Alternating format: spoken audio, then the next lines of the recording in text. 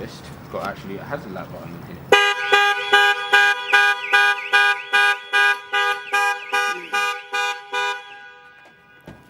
Oops.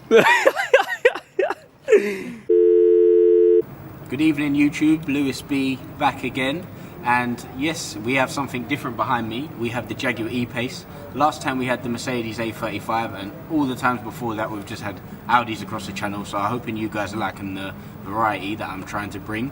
But nevertheless, let's take a look at the E-Pace. I've got the keys, and yeah, let's see what I think.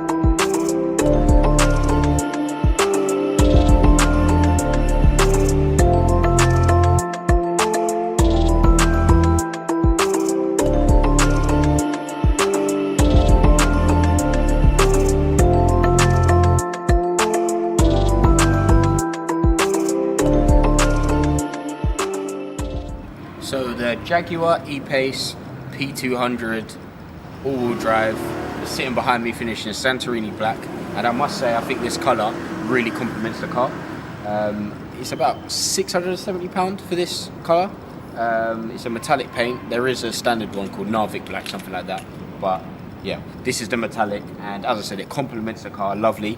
With it being the R-Dynamic S, you've got some sportier features around the car, with sort of like a black styling pack as well, and when we go around the car you'll see what I mean. You've got like the vents blacked out, etc., and then you've got some lovely 20-inch wheels that the car's sitting on as well. But as I said, we'll get onto that. And yeah, this is the first time I've actually driven a Jaguar, even been in the Jaguar. I've always liked them. I like the F-Pace, F-Type, and even like the new I-Pace electric car is looking pretty good, because that's looking like where the future's going. But yeah, E-Pace is a good place to start. It's an entry-level SUV into the range. You actually have the F-Pace, which is slightly bigger, but top fact, this is actually heavier than the F-Pace, which is strange. But if you come around to the side now, you'll see what I mean, how it looks, and you can compare it to the F-Pace yourself. So, from the side, it's got quite a short kind of stance. You'll see the bonnet's not too long, it doesn't overhang the wheel so much. And then with the boot as well, there's not much of a gap between, like for the rear bumper, it doesn't kind of stand out a lot. So it's quite sort of an in proportion car, but in sort of like a weird way. And as I said, where it's sitting on the 20-inch wheels, but these wheels will actually set you back £1,630. So if you come take a closer look and have a look, so it's like a sort of a twin spoke, and what's that, 1, 2, 3, 4, 5, 6, so 5 so like a twin spoke kind of 5-arm kind of style wheel, and then you've also got the sort of silvery grey calipers in the back. You can option for red brake calipers, but again, that will cost you money. And actually, from going on the configurator in this car, and you should go on yourself, there's a lot of options you can tick to kind of make it your own, but again, it all does cost money. And then when you come out, it sort of stands out in the middle, the roundel. You've got the red sort of Jaguar badge, so yeah, you've got that animal around the car quite a bit. So this one actually doesn't have the privacy glass, which I think you should probably option for. So you can see it's got a clear glass, and for me it doesn't. I'm not a fan of the clear glass. I think if it's more of a sort of professional spec, then that makes sense. But where this is black with the black wheels, you might as well get the privacy glass, because it just ties in a lot better. Me and Zane, who's actually behind the camera today, was having a conversation about it when we was sitting looking at it, thinking if it had privacy glass it would look 10 times better. Even just on the rear windows, on the front it would be a plus. And yeah, with that sort of black styling pack as well, you get the vents here blacked out, when normally there'd be like a sort of a silvery chrome kind of thing where it says Jaguar, then you've got the S logos reminding you that you are in the R-Dynamic S. Sorry about the mud there from the car park. This has actually got, which Zane informed me on, because obviously he's the tech man. We've got the Pirelli Zeros? P0s. P0s, yeah. that's that on the car, and they're pretty good actually, aren't they? Yeah. They're the ones to go for. So I think Good a lot amount of grip on them manufacturers, ones. when they get to their sort of top end cars, that's what they sort of put on there. But obviously, when you get a puncture and it's time to replace them, then it's no fun. But yeah, let's have a look on the back. So we've got these nice sharp lights. I mean, I always compliment Jaguar and Land Rover for their lights. They're very sort of sleek in a sense. Literally, as I said, it's like the little brother, little sister to the F-Pace. But as you see, it kind of goes all the way around to the side of the car, and then you've got a little sort of design feature here to kind of on the boot, just to kind of make it, I don't know, just a bit different rather than a straight line. You've got your E-Pace branding here as well, and then down here you've actually got, which I believe they are real exhaust pipes, but they are exaggerated. So this obviously isn't the exit, but in there is actually the exhaust pipe. And then you've come over to the other side where this is the petrol version. You've got the exact same on the other side, where I believe with the diesel, one might be fake, or you might have two on one side. I'm not too sure. But as I said, I've not had too much experience with Jaguar, and this is my first one. But yeah, hopefully do many more in the future. Also, I said there's loads of cats around the car. So you've got the Jaguar up here with the Jaguar writing. I mean, maybe they could have done one or the other, but it does tie in pretty well. Maybe if it just had the Jaguar itself rather than having it written there, it might still look good. But yeah, each their own. And again, if you had privacy glass, this would look 10 times better. But yeah, that can just be done aftermarket as well. So yeah, no worries about that if you're buying one. And as I said, with this engine, you've got the P200 AWD, which of course is all-wheel drive. P meaning it's petrol. If it wasn't, you'd have a D on the end. And yeah, this is a sort of 2-litre petrol.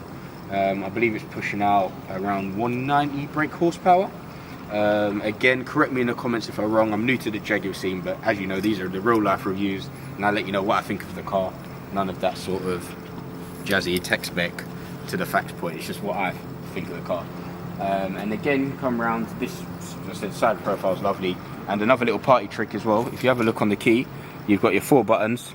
You've got the lock, unlock, and then you've got your boot. Then here, you press this light button. Oh, my fingers are weak. There you go. Give it some force. And then what you'll see is from the mirror, it'll actually project a sort of Jaguar logo. So I know for sort of my Audi does that actually from the door, and other Land Rovers, but you'll see it says Jaguar up here. I'm not sure how much the camera will pick it up. It says Jaguar on the top, and then you've got a bigger Jaguar with sort of a baby cub around the back, which is pretty cool. I mean, it's a conversation starter nevertheless. And then yeah, we'll come back around to the front actually. You can see you've got some nice sort of sleek lights as well, from around the side all the way to the front. And again, use the party trick there, and then you'll get the lights on. And it's also actually, I've noticed, got actually, it has a light button in here.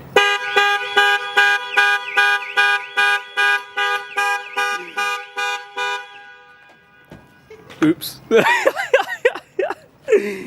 I'd like to apologise to Peninsula Central for causing a racket. If you did hear that from your flat or apartment, then that was me, and I do take full responsibility.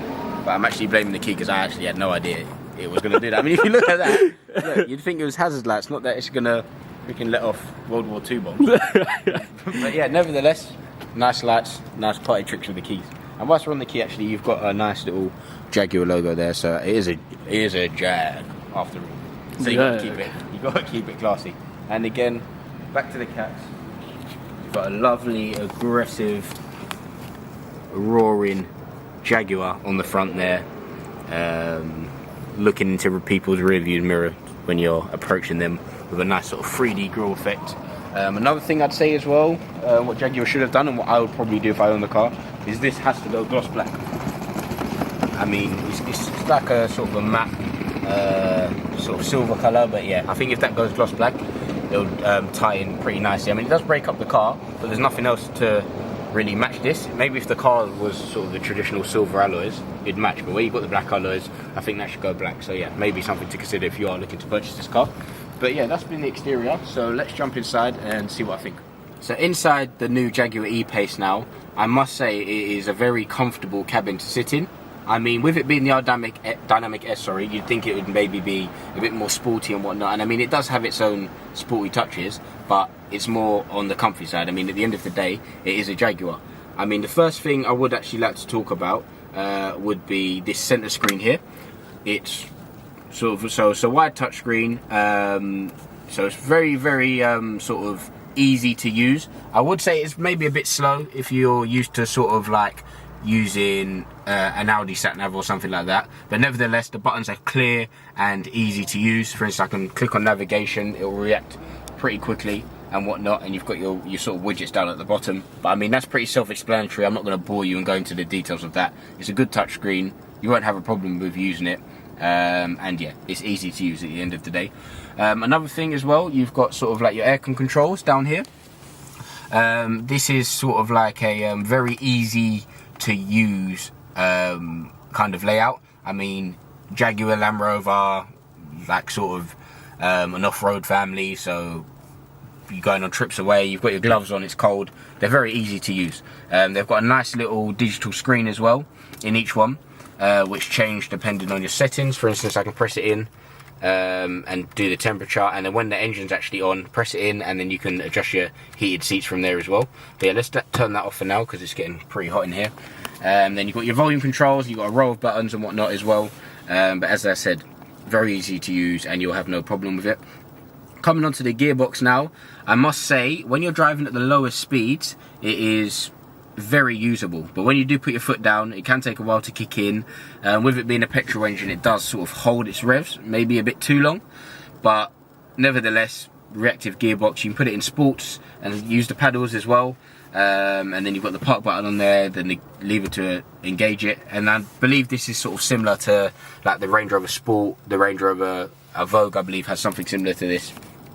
So it's nice to know that it's been kind of passed down by the family. As I said, I've not got too much experience in Jaguars, so the F-Pace might have this as well, I'm not sure.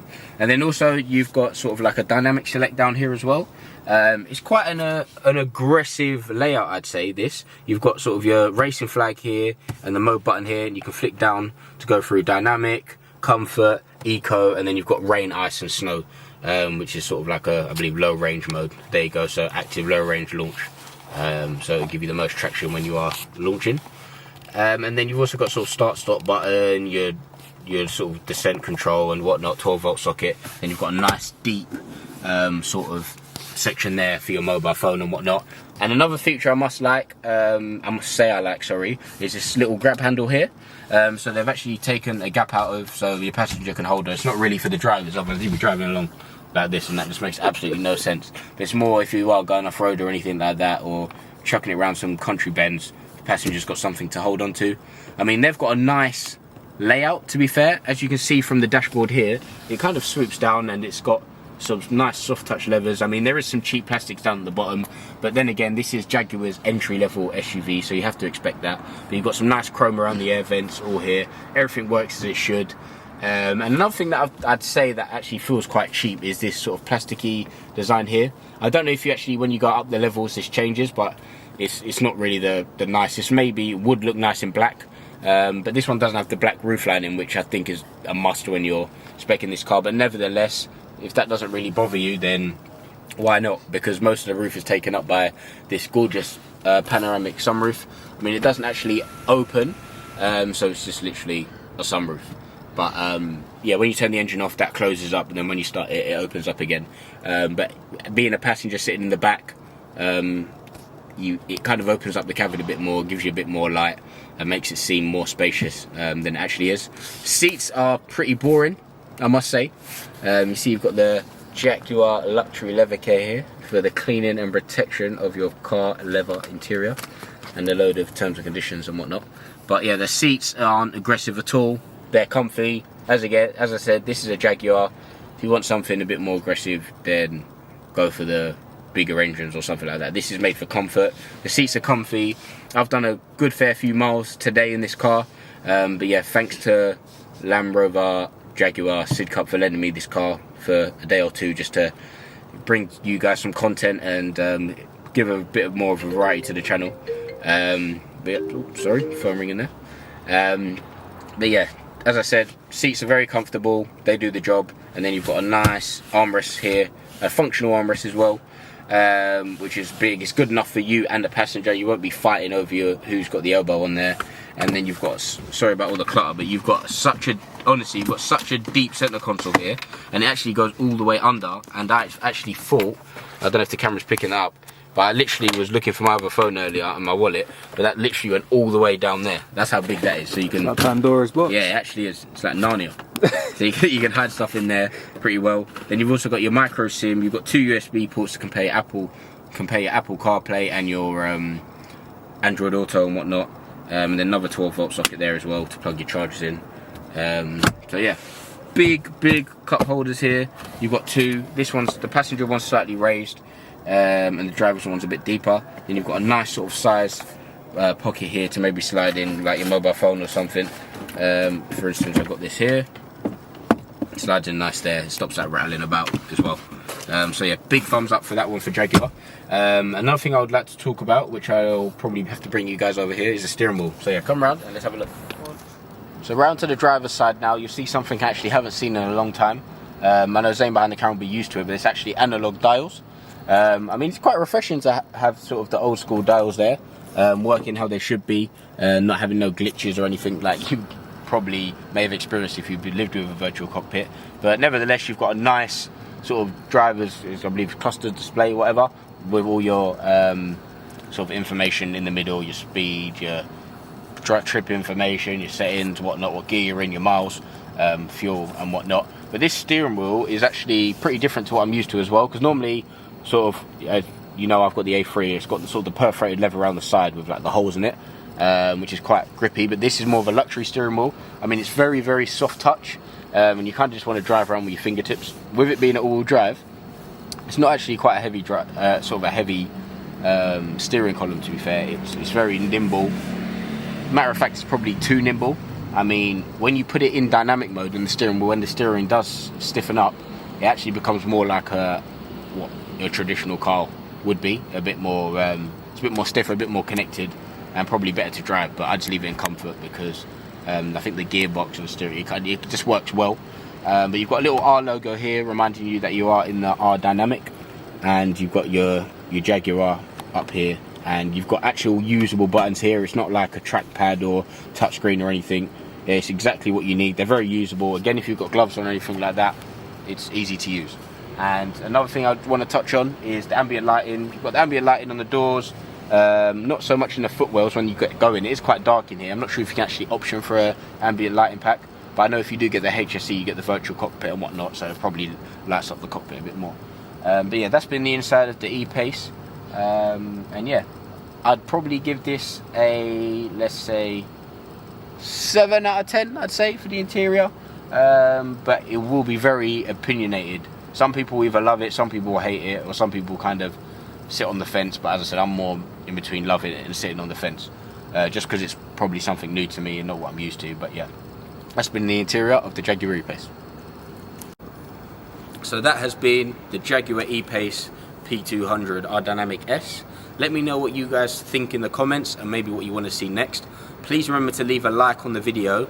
To be fair, if this video can surpass 500 likes, I'll get this car back from Jaguar and we'll do a full driving video on this, and yeah, I'll let you know my thoughts of how it drives. But yeah, I appreciate the support so far. We've literally gone past the 2,000 subscriber mark now, and we're growing. Content's getting more consistent. Cars are becoming more of a variety.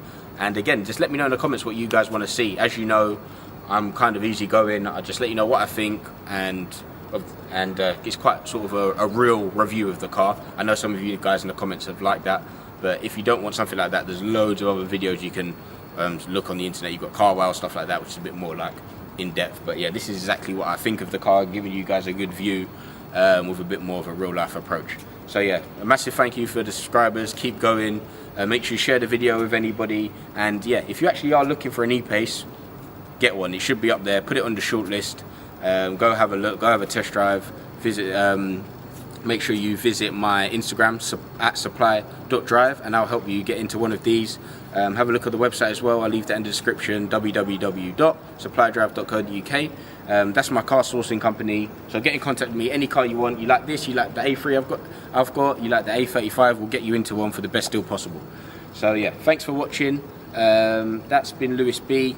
Follow me on Instagram also at Lewis__LB to catch up on a bit more about my life if you are interested in that at all.